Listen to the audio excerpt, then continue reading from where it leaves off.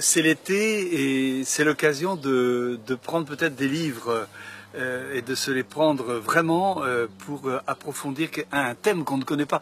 Le thème de l'islam, c'est celui que je vous propose parce que c'est la presse de tous les jours, avec le Daesh, avec toutes les questions autour de l'islam. Alors, comme livre, je voulais vous présenter ce livre qui s'appelle « Un chrétien lit le Coran » de Jacques Jaumier, qui est un dominicain qui a beaucoup vécu dans le milieu musulman et qui m'aide beaucoup pour ouvrir le Coran.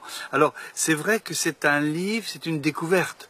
Ce livre qui m'a été offert par un ami algérien qui est musulman, j'ai été très étonné. La première chose, c'est que vous avez effectivement toutes ces sourates qui sont extrêmement nombreuses, puisqu'il y en a 114, mais vous lisez donc de droite à gauche, et ce qui est très drôle, c'est que la première sourate, par exemple, est relativement courte, c'est une salutation, mais la seconde va faire 286 versets, et par contre la dernière sourate, elle ne fait que 6 versets. C'est un peu ainsi que se déploie le livre.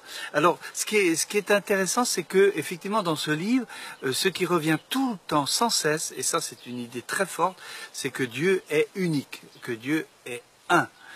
C'est évidemment le monothéisme qui considère que la personne de Jésus-Christ, Jésus lui-même dont on parle dans le Coran, ne peut pas être Dieu, quoi. Et ça, cette proclamation du Coran est extrêmement forte. Alors, l'autre chose qui est forte aussi, c'est que la valeur du Coran, disent les spécialistes, dépend de deux périodes. Il y a une période qui est avant l'exil à Médine, où le prophète de 602 à 622 va écrire, prêcher des premières sourates, des premières prédications, et elles n'ont pas la même valeur que celles d'après.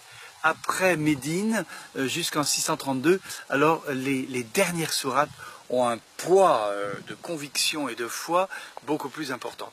Alors moi je pense que pour nous, chrétiens qui ouvrons ce livre et qui essayons de découvrir le Coran, je pense qu'il faut surtout retenir en entrée que si nous avons des dogmes très différents, eh bien, nous avons des difficultés réelles dans ce dialogue dogmatique.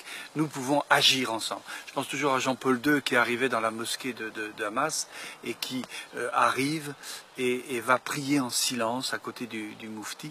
Et même une prière commune ne semble pas possible, mais on peut chacun prier dans le silence d'une mosquée.